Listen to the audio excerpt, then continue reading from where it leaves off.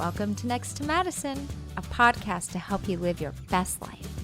Hey, welcome back to another episode of Next to Madison. On today's episode, I am sitting down with an amazing guest who is a marketing guru. He is also a guest speaker for the amazing Tony Robbins. He's along with a best-selling author with Jack Canfield.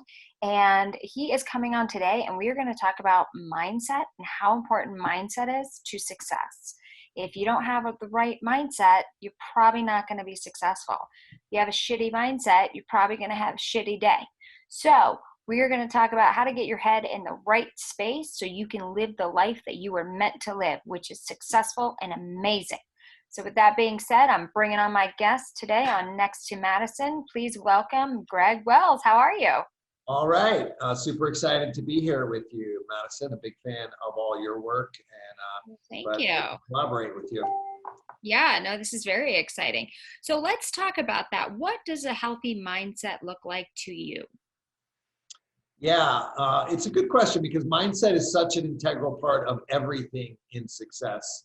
And we all know this, and I think there's kind of like levels to your mindset. Like when I hear somebody say, oh, like we're going to talk about mindset, I'm like, oh, I don't need the basics again, right? But there's always another level to your mindset. And right. We're always creating these ceilings to, what we can see and what we're capable of. And we need to be constantly kind of pushing ourselves in our mindset. And one of the best ways I do that and look at that is to look at the famous saying about you are the average of the 5 people you spend the most time with. Yeah. It's so true both in success and happiness. But I try to apply that principle in all aspects of life, right? So when I'm like in a phase where I want to drive my health or drive my spiritual side, I'm like, well, who can I include in my circle and spend more time with that's going to open my eyes and show me things in a different way? And so that's a big part of just being around the right people and being strategic about it above just, the 5 people that you might think of for business purposes, but thinking about it for all purposes. Oh, that's really well said. Because you always do hear that. A lot of self-help gurus will talk about that. Somebody had a quote, I forgot who it was, but it was so funny. It was like, show me the top 5 people that you hang out with and I'll show you your financial future. Yeah. It's very true, but it applies to all areas of your life, right? Yeah. The top 5 people you hang out with might be rich, and that could be driving you in that direction, but does that mean they're happy, right? And you want to kind of fit, other people into that equation wherever you can. And that'll start to shape your mindset around business. Typically there's an evolution as an entrepreneur in your mindset where at the first phase, you're starting out, usually it's just you're doing everything. And you're doing it all yourself. You really can't afford to pay anyone else, right? And you're just doing everything, right? So the first set of mindset that an entrepreneur typically deals with is, what can I delegate? What parts of this can I hire an assistant or a virtual assistant and give to, right? And so that's kind of the first set of kind of stories you have to deal with is in doing that. So I remember for me, for example, like, when I first started, like every customer was precious. I was so grateful for them. We were just starting out, right? And I'm like, oh, I can't handle customer service and let someone else talk to my customers. What if they say the wrong thing and do the wrong thing? I did all this work to get a customer. Now, it could blow it. It could ruin it, right? And word of mouth is so important to us, right? So I had all these stories about not being able to let go of that I needed to kind of process as part of my mindset shift. And doing that, like being able to let go of customer service, then being able to let go of various other parts is part of the evolution of an entrepreneur's mindset. Right, exactly. Because the mindset is. But here's the thing: is like everyone can sit here and say, yeah, having a positive mindset will yield positive results. That sounds great. But then there's this little thing that happens because we're human that creeps in called doubt. So how do you handle the doubt that creeps into your mindset? Mm-hmm. Yeah, I mean, doubt is always going to be there. That's how we're designed as human beings, right? Fear and doubt, to me, they go hand in hand.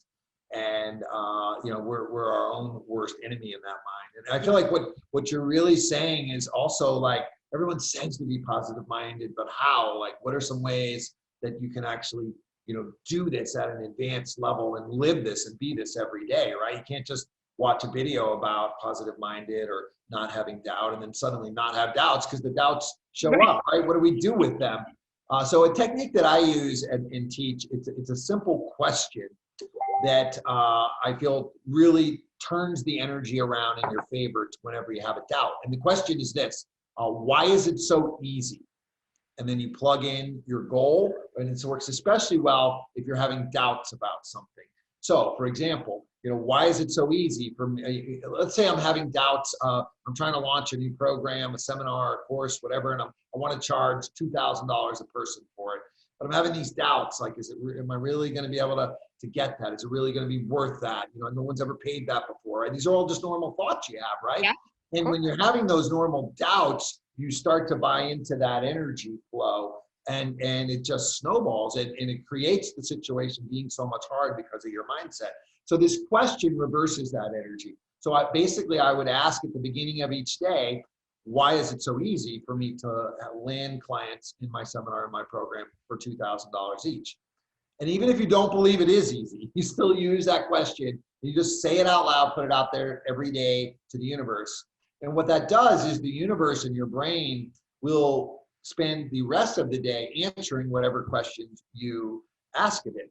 So this is a real mindset technique that I use and that I teach that really turns around the energy in your favor. Because now your brain will start to think, well, why is it so easy? Right? And sometimes your brain has to really dig deep to find them. But you know what? What I'm doing is super valuable, and everything I've done has turned out great. And I've got awesome partners on this, and I'm dedicated to giving people value. And your brain will just start to create all the arguments on why it is so easy. And then it will start to become so easy. The fact that you think it's hard is often the reason that it is hard. That's true, right? Because I was thinking about that when you brought that up.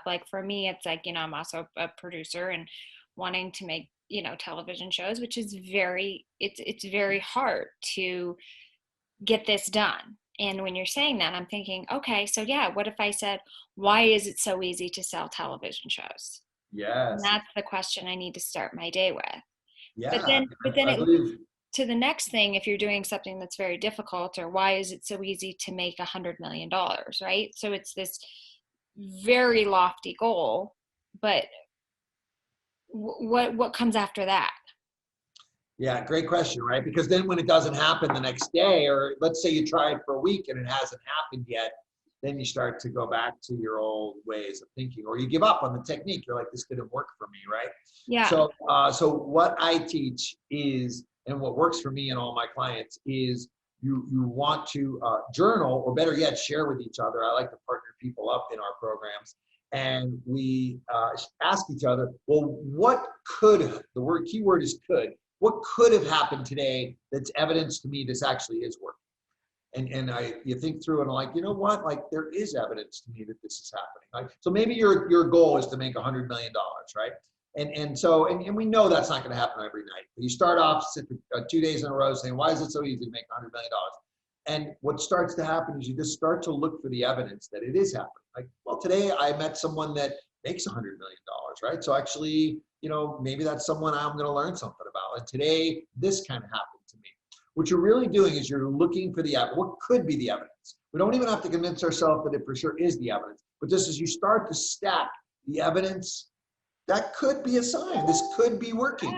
And you're starting to build the belief that it is working. Ultimately, you're building the story that my mindset is working this. And the moment you build that story to where you totally buy into that story, that's the moment that you hit the tipping point and things really start to flow and start to happen. I've had amazing things happen super fast. I've had where I lost 20 pounds in 30 days, where I manifested someone for a relationship when I had this story that it was impossible to meet someone new in business. I mean, it's about creating the belief that you can do this and really believing it. And the only way you really believe it is you can't just say it, right? That's kind of, that's the myth of personal development, right? That you have to actually stack the evidence and convince yourself, no, this is starting to work. I see it, right? So what if you're doing all this and then you get a call and it all fell apart? It's always going to all fall apart, right? We're always going to have ups and downs, but the universe or God is giving you what you need, not always what you want, right? And Yeah. there's no promise that it's going to not be hard.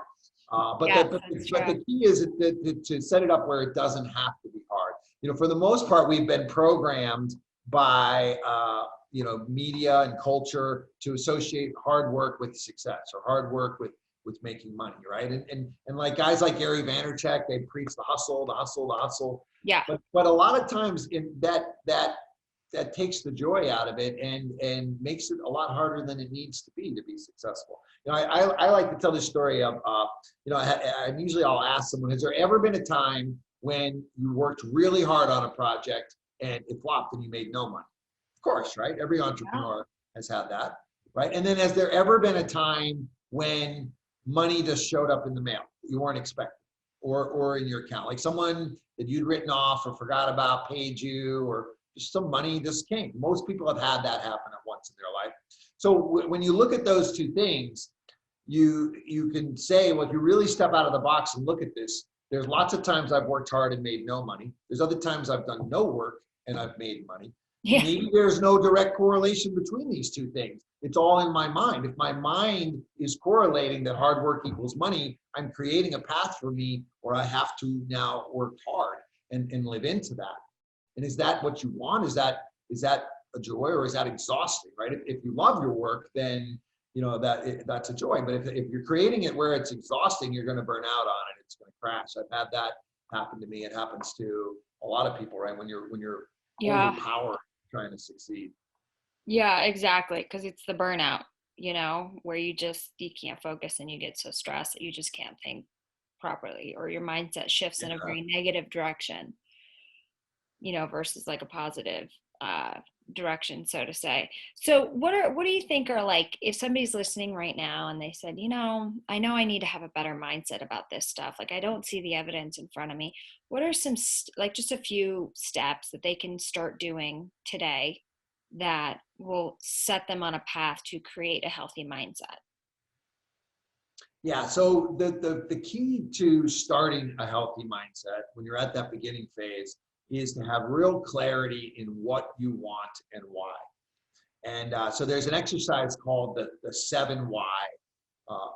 It's actually a sales technique where basically you ask the prospect let's say you use your example. You came to me and you said you want $100 million. That's your goal.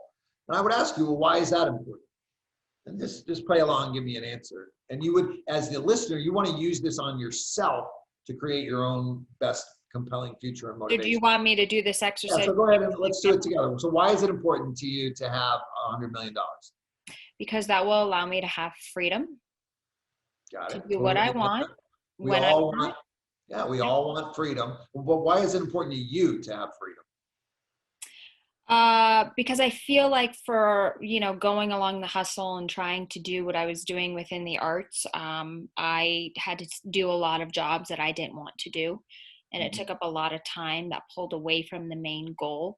I also, because I was, going after a goal, and because of that, financially, I wasn't in a great place. It eliminated me from having it, all the, missing friends events, and not being able to travel when I needed to kind of reset and recharge my batteries. So freedom is important. Never missing a moment with family or friends, being able to get away when you burn out, and also, helping those around you that may need help, to inspire them. Yeah, I love that. And and so what I'm hearing is, like, in the past, you've had to be at a job that didn't allow you to be free to pursue your art. The job you didn't want to do just so you could make ends meet. Mm-hmm. Yeah, exactly. So that's now we're only at level 2 here of what your true motivation is.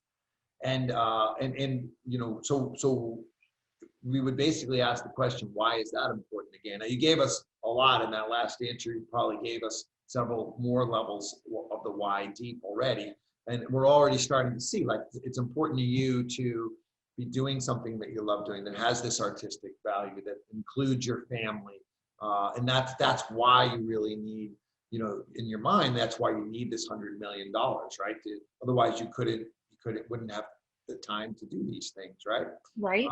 And so, if we kept going on with that, I would ask, why is that important to you, to be able to spend time with your family? When we might hear something like your family's not going to be here forever, which they're not, right? None of us are. So we want to cherish those moments. And why is it important for you to pursue those arts, the stuff that you love to do? Like that's deep in your soul. I can see that in your comedy work, that making others laugh is just such a joy for you, right? So we keep going down the tunnel of the whys till we understand what you're really trying to do, why you really want that $100 million. Yeah. And that should be the thing. You want to get to the point where let's create something now that serves all those purposes, that allows you to embrace your art, that allows you to be with family, that maybe even allows you to treat the people you work with like family and grow your family, right? And allows you to have this financial freedom. Let's start making that today. Is how I work with clients to start to formulate a vision of what is that, and then that's something that you would be super excited to wake up and work on every day. Yeah. Oh yeah. And that's when you said, where do I start in a mindset? It's creating this compelling vision. You've got to have a vision that excites you every day. And you use that 7 why exercise to get down into yourself. Why do I really want this? And once you understand why you really want it and how close you are to having it, it's just a few things you need to do to connect the dots. And you could be living there right now. Like that really should get you excited to go after this, which is the mindset you want to have. Exactly. So another thing I want to touch on, because we use that, as an example, but, Oprah had the famous quote, don't chase the money, chase the dream. The money will find you. And that's great. That's great for a woman worth $3 billion. Like, really, I'm not going to listen to shit that you're going to say right now, because it's so easy for you to say this, blah, blah, blah. Like, I want to talk to the people that are actually in the struggle and listen to them. So like, why is it, and I'm kind of like going off on a tangent, so to say, but like, what if you just want the money? Let's say somebody just says, I just want to be rich because I want to be free. I'm not passionate about really anything but freedom. You know what I mean? Well, this is a pretty deep Play the lotto, I guess. No. Here. It's a pretty deep conversation here about freedom, but it's something that drives a lot of us. So it's a good conversation, for us to be having here. The reality is that money is just dollar bills, right? It's not even a real thing, right? If I borrow your car, I better bring you back your car. If I borrow $20 from you, you don't care if I bring you back $21 bills. It's not even a thing. It's just a story of a thing. Yeah, it's a means to allow, it. Yeah. To allow economics. So there's always something that's driving behind the money. And you mentioned it was freedom, right? Now it's a deep path of discovery to even look at what's driving you beyond that need for freedom. And for everyone, right? Because here's the catch with freedom. In order to have freedom, you are essentially always in the space of comparing yourself to others. You can't be free unless you're saying, compared to that person or that life, I'm not free. And so the thirst, the quest for freedom, I know because it was part of my own journey, right? That was what drove me for a long time, until deep into my discovery, I realized that there's a lot of values, there's a lot that I stand for beneath freedom, right? And part of that was I achieved a level of freedom. So it was like, is this all there is? What, suddenly I was measuring myself against other people, at another level of free. It's like a never ending, it's like the sunset, right? Or it's never ending when you're pursuing freedom as well. So there's more layers to yourself and a person's growth underneath freedom. What is it that you really want to be free to do? Is a way I would encourage you to think about that, and going, beyond the quest for freedom. But it's freedom's a great place. It can be a great driving force to get you to do a lot of good things. So you can use it to your advantage, but don't allow it to stop you from already living into your purpose and enjoying your life. Right. And also, a big thing with, the self-help and a positive mindset is also staying present. And I think like when, people have goals, obviously they need to think about the future and the steps that will help them reach and achieve those goals. But being present is also very key too. I know that in my life, for example, I've put a lot of things on hold until work took off. I'll do this when.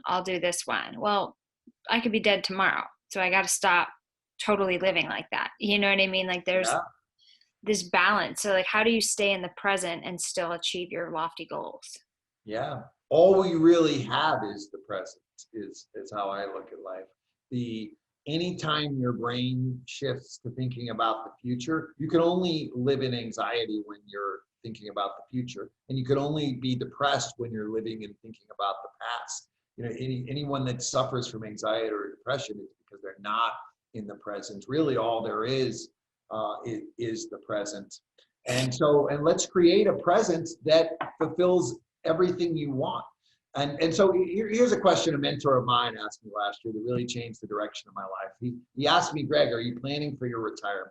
And at the time I was running a 7-figure marketing agency. I said, of course I'm planning for my retirement, right? There's a lot of things I want to do when I get to that level. I'd like to have an early retirement, right? And that's kind of what you're saying. But here's what he challenged me to really open my eyes to this. He said, Greg, if your work was truly fulfilling and was serving other people, serving God and fulfilling your purpose, you would never want to retire from it.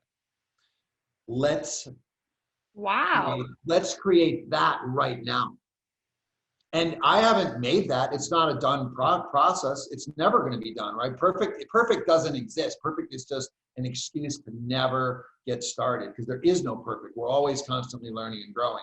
But now I am on a mission to create that thing that I want to do every day for the rest of my life. And now work is a joy, right? Work is because I'm working on that thing and somehow evolving my business into a way where there's no distinction. My end goal, and I'm pretty far into it already, is to have a life where there's no distinction between business, family, and purpose. And for me, my purpose is bringing people to faith. I want all three of those things to be so intertwined that I treat my business people like family. And I love being with my business clients like I love being with family. And I love that we're all loving thy neighbor, right? That's what I feel we're called to do. And so when I'm living in that, like I'm there. That's what I want to be. And all the freedom doesn't matter. The financial goals don't matter anymore. Those were all things that were going to somehow, if I met those, allow me to do what I really wanted to do. But I've found what I really want to do, and I'm doing that now every day. Well, that's how you're able to have a healthy mindset, because you actually love what you're doing. Yeah, and that's the journey of getting into that. Yeah, and from there, it's how do I make that happen, right? And we in business we usually become the operator of our business, and then the next evolution of your mindset is to be the owner of the business. This is kind of the next part. Once you create your vision and you have your startup idea and you start living into it, it's how can I take everything that's in my brain, all these steps, and systematize it and hand this off to somebody so that they can run it. That's the owner versus operator mindset is kind of the next evolution in business mindset for most people.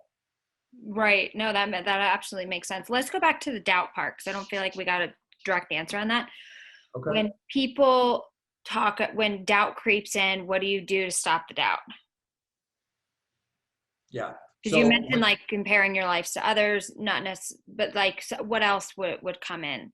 You say, oh, I'm gonna start this lotion company, and this is what I want to do, and I'm gonna meet with a patent attorney to see if I'm protected. I'm gonna go to the lab, and I'm gonna get these chemists to make it, and I'm gonna find the $10,000 to do the initial meeting. This is what's gonna happen, and then the doubt comes in. what if it doesn't work? Then you're out $10,000. What else could you have done with that $10,000? What if nobody likes this? How am I going to raise money? How do I even start raising money? How do I allocate the capital distribution?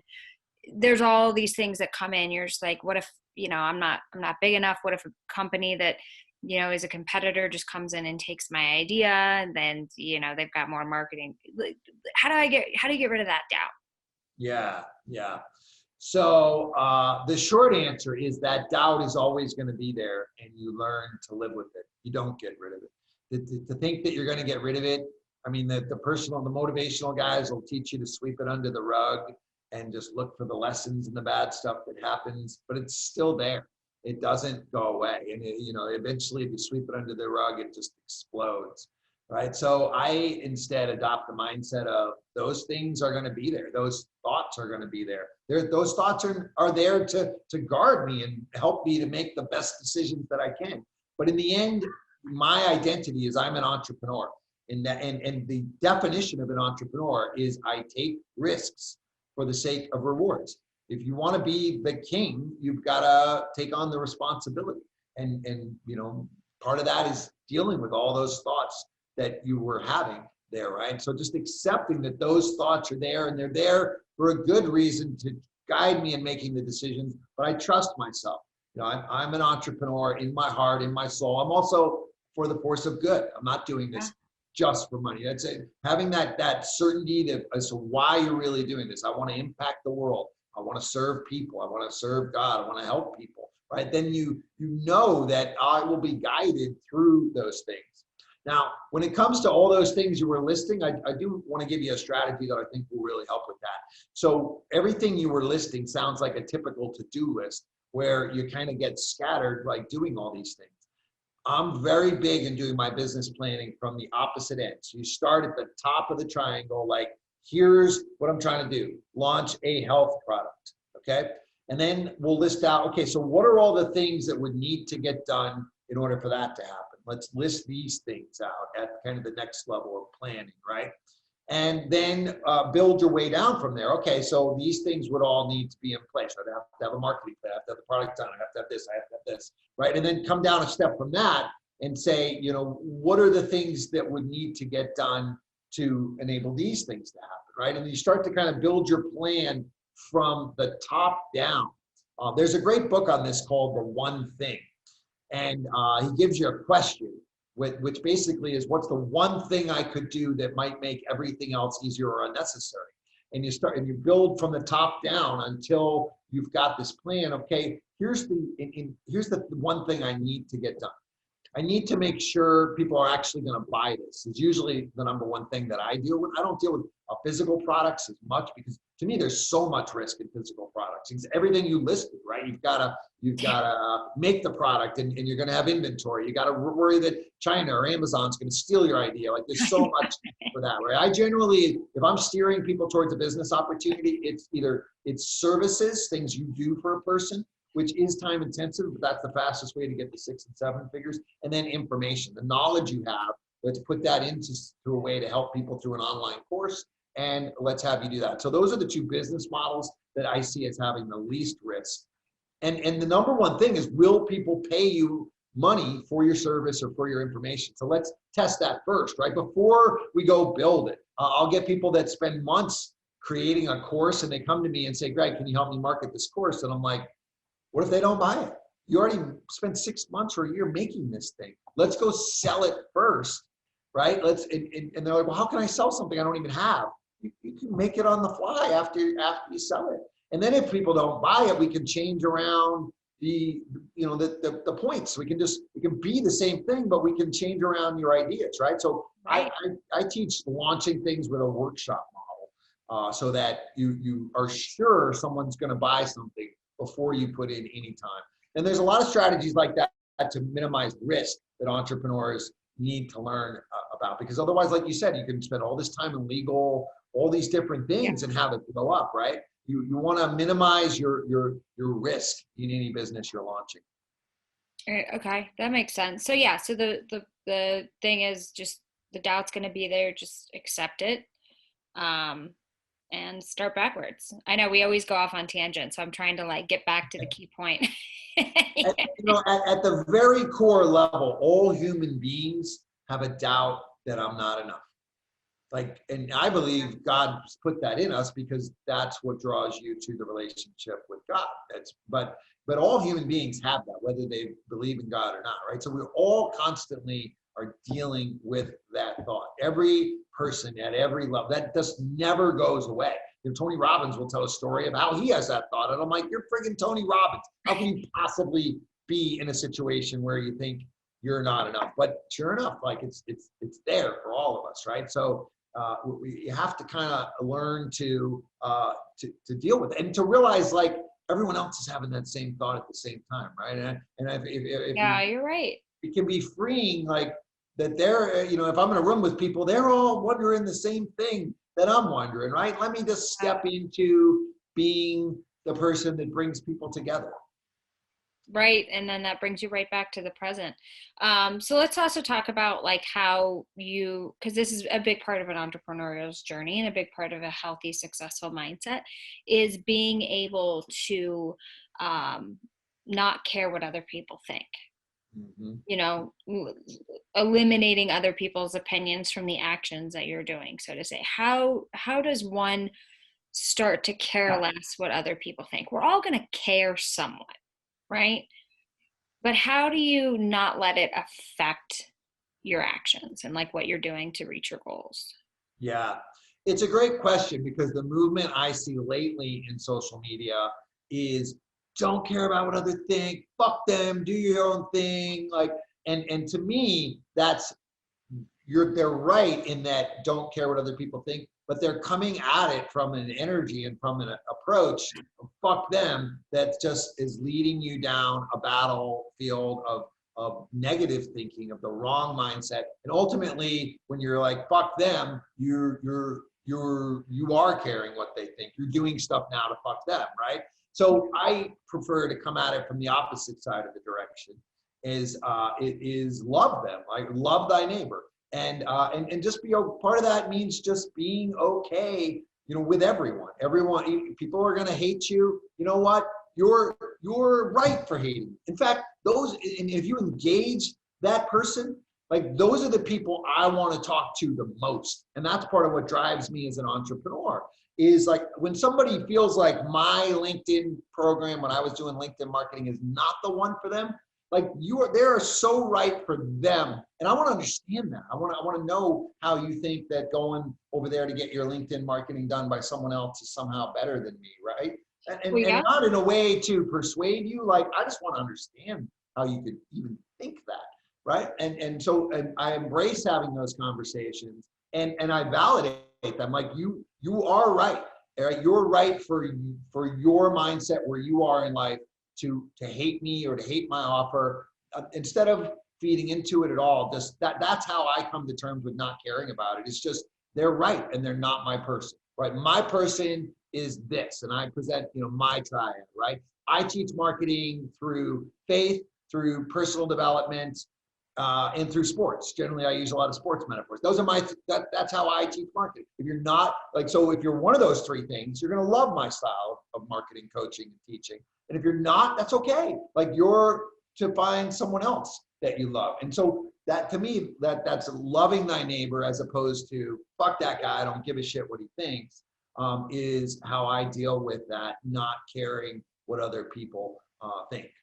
Yeah, no, that's a good way to put it, because if you just put positive energy to them, then it comes back to you in another way too. It's the whole kind of thing. So that's a good way to look at it. But I want to talk about because we had mentioned in the intro that you are a guest speaker with Tony Robbins, and his seminars are amazing. Everybody's heard about it. Not everybody's attended it because they are expensive. It's quite an investment. And so I want to, if you can kind of get into what do you talk about when you are at these seminars with him? Yeah, so I'm a huge Tony Robbins fan. You know, I'm big on all of personal development. I think that the biggest thing you get from Tony Robbins is just dream big and go for it, and don't settle in any aspect of your life. So that's what I feel is the biggest thing that I get out of the personal development space. That being said, there's some things that I feel they don't necessarily cater to. That the general message of personal development is that through mindset, which is what we're talking about here today, and hard work, hustle, you can do anything you want in life. And I feel like that's such a message the world needs to hear, right? I feel there's so many people that have just settled. They've given up on their dreams. Oh my God, everybody. I feel like 95% of our population is settled. They just feel like, look, I have kids, I got to get a job, I got to pay the bills. I'm going to just enjoy my weekends and go to work Monday through Friday. I'm going to just kind of repeat the cycle of life.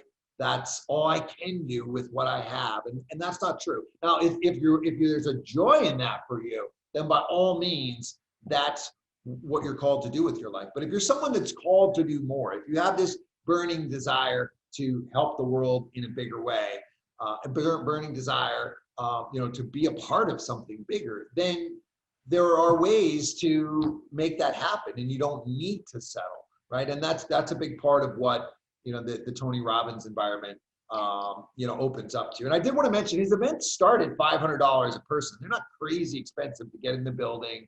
His 4-day event. He's got a really nice marketing funnel built where the next one up is 5,000 and then 100,000, right? As every good marketer should do. But $500 for 4 days with Tony Robbins live. Right. I didn't know there was an option that. But so when you were at his seminars, what was the topic that he had you speak on? Yeah, so when I was a guest speaker as part of Tony's business mastery program. So in that program, it's Tony teaching about the mindset of business, which is it's a great program. And then he brings in guest experts to give you various strategies. So in that session, I was teaching LinkedIn marketing at the time. I was showing, which is still a big part of what I do. So showing how you can take your personal story, your life stories, and use that to connect with people in your social media discussions. Because, really the way I look at LinkedIn and Facebook and all these platforms is there's no rocket science in, or secret strategy or software you're going to use that's going to make the platform blow up for you, right? It's pretty straightforward, the steps that you take on each of these platforms. You connect with people, you get into, you get into a conversation with them. So really, it's what are you going to say at each step of the way that makes all the difference. Okay. And there's no magic thing I can teach you to say. What the thing that you need to say is the thing that authentically comes from within you, with your story and how you've transformed your life and whatever has brought you into this business. So really, it's kind of as I teach marketing, it's a discovery process of looking into your own life story and realizing this is the transformation that I've been through. And then talking about that when you message people on LinkedIn, when you message people on Facebook, and anyone that's been through a similar transformation to you is going to connect with you through your story. That's what's going to lead to them becoming customers for you. So that's what Tony Robbins has me teach at his business mastery event. That's so cool. And then what about the book with Jack Canfield? Let's talk about that. So Jack Canfield and I did a book back in 2013 called Dare to Succeed. I learned so much from this book. Jack, of course, is the famous author of the Chicken Soup for the Soul series of books and co-author of The Secret. So really, like, how to use the law of attraction is Jack's main thing. And he brought together this book so that we could all utilize his strategies, but specifically for business. So he brought in these business experts, and I got to be a part of this group and write one of the chapters in that book. And so we talked about how to use these strategies, the law of attraction strategies, and then how to actually execute them on LinkedIn, for example, was my contributions to it. And it just shows you that everything in business is mindset and communication. Communication's kind of the other side to mindset. You've got to learn to express yourself. You've got to learn to, be aware of your feelings and connect to people through feelings, right? That's a big part that a lot of guys struggle with. And that's a part of what makes your marketing message work is when you're putting in feelings, when you're putting in stories. And for me, it was really eye-opening because I was always a guy who was like, I don't like stories. I just give me the facts and figures. That's what allows me to cut through all the bullshit and be successful in business. That I don't use stories, that I don't feed into stories. And I realized that itself was a story that I was telling myself that was holding me back in my business. So really, your whole mindset is the stories you tell yourself. You can make up any story you want about anything. And it's just the stories you tell yourself create your mindset.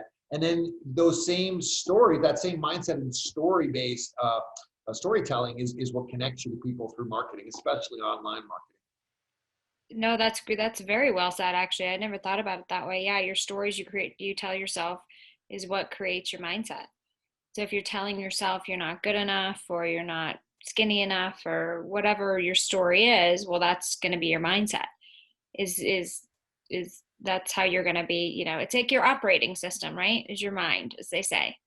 If you don't have an updated, healthy operating system, then nothing's going to work. So you Yeah. got to get that operating system down. That's a great metaphor to put it. And the way I teach it is that you're programming your operating system. You're learning patterns over time. And right now, your operating system is all just the patterns that you've adopted over your life, right? But you can start to install new patterns over time. And that we all have a default programming that you go back to. So imagine, like when a computer needs to reboot, it resets itself. This is such a great concept because you were asking like, what happens when things go bad and the shit hits the fan, right? So what you do is you reboot your operating system, Yep. mindset, and you've got to have a default mindset that you go back to. So my default, and you control what that is. So I know whenever things need to reboot, my mindset goes back to my purpose is, I'm living into my mission. My mission is to inspire others with wisdom and love that leads to their success. And so you reboot yourself back to your own default programming. And so I can pick up and just go back to that anytime because I've programmed myself to do that now. And by the way, you can add things into it. So when I'm in a relationship, I add into my reboot, my mindset is, the part about my mission that I just said. And at this point, I'm dating a woman, Carmen, and Carmen loves and accepts me, and everything's good with us. So that's part of my my reboot. So I can literally have like something happen where she sends me a text and I'm like, did she really say that? But then I go back to my reboot. Like, no, this is where things are. I'm not gonna make up a story in my mind that she's offending me or that she's being, rude or making a joke that's not really a joke. Like all those stories, I start to have those thoughts, and I start to create that story, which would create an argument. Instead, let me just go back to my reboot. And my reboot brings me back to this place of, no, I know this person loves and accepts me. Right now, of course, you have to have boundaries and like not let somebody take advantage of you, if that's going to be your mindset. But it's just, that's part of how you deal with these things is having a reboot built into your operating system. And if you really want to get into this, I give her various trigger words as well to my operating system. This is kind of, you're trusting someone with the keys to yourself, right? So anytime she wants reassurance, for example, I've given her like, just say this to me and I'll know what you're really asking for. Cause I can't really tell when when a woman's saying a bunch of stuff. I'm like, what do you really want? A solution to this problem? But I've given her a trigger word. Like if you just really want reassurance, you want to know we're still good because I fell asleep last night and didn't say goodnight or whatever the little thing is that might set us off, then just say that. Just here's the trigger word and I'll know that's what you want. So like you start to share the coding to your operating system with each other. And very well said. And we're building into our operating system, we're building ways to make things work so that we don't write stories that would sabotage things. That's great. Because part of healthy mindset is also healthy relationships. And that is a good way to think about it. I've never even kind of heard about that. But if you are in a healthy relationship, the key part of that is communication. So if you're with somebody and you feel you can't communicate, hey, like this is what I need out of a relationship, then you're in the wrong relationship. You probably should get out. So don't settle for bullshit. It's better being alone. I love being alone. I need to go to counseling because I love being alone too much. Everyone's Well, like, are you dating? I'm like, no, that sounds exhausting. that's a story that you're telling yourself, and until it's serving you, and not right now, it might be serving you because I know Oh, you've it's got a lot going on. 100% serving me. Dating would be a distraction. So, ride with that story until it starts to not serve you, until, until, I don't know what would happen. You get lonely or you meet someone, then you can write a story that, takes you in a different direction. But you're writing the stories is kind of the key insight. You're writing the stories that run your operating system and run your life is really, my big takeaway to share. What I really learned from Jack Yeah. Canfield when we did the book together, but really it's not stuff I've taught a lot. I want to get more into, sharing these insights because I think they're so powerful. And yeah, you made a great point about communication, that really like all success in relationships is communication. Really, all the greatest stories in business involved more than one person, and they were communicating, right? But all the greatest moments in life involve people coming together as people, whether it's in business, whether it's having kids, or something you love in your relationship. All the stories involve people, and everything comes down to communication. And the thing is, no one is born a great communicator. Anyone can be a great communicator. The number one way to be a great communicator is with your listening skills. And that's, anyone can just put in the effort and put the attention to listening and become a great communicator. And I believe that goes back to how God created us all equal. God created us all with the equal ability to communicate and to listen. And really, that's how there's equal opportunity for everyone in the world through communication. And the communication really is the key. It's the great equalizer in life. Anyone from any upbringing, from any culture can learn to be a great communicator and has everything in their life at their disposal from that. And it's even bigger than just business success. It's a matter of when you can think it and communicate it, you create it. That's what the law of attraction is about. Yeah, it's absolutely true. So guys, just remember, your mindset is created by the stories you're telling yourself. So change the stories if you want to change your mindset. But this has been great, Greig. Thank you so much for taking time out of your busy schedule to come and drop these insightful things that can help people improve their lives, because that's what it's all about. You don't want to get to the end on your deathbed and be like, fuck, I should have done all this stuff. Do it now. Now's your time, because this is the day. All right. So yeah, go check out, where can we find you? Where can they get more information on you? Yeah, so Facebook or LinkedIn are great places to connect with me. It's Greig Wells. It's spelled a little different, Greig. It's the spelling of my first name, and then Wells, Wells. So just pop me into Google. My parents gave me that unique spelling because it made it easy to find me in Google. They were thinking of that 50 years ago when they right in the 70s. Yeah. I love it. I love it. Well, thank you so much. And for everyone listening, wherever you're listening, thank you. And we'll see you next time to find out who's next. Hey, your host here, Madison Malloy. Please make sure to subscribe to the show on all podcast platforms, and please rate and review us on iTunes and Spotify. Also, if you have any questions or comments, you can email us at contact@nexttomadison.com. I thank you again for listening. Bye.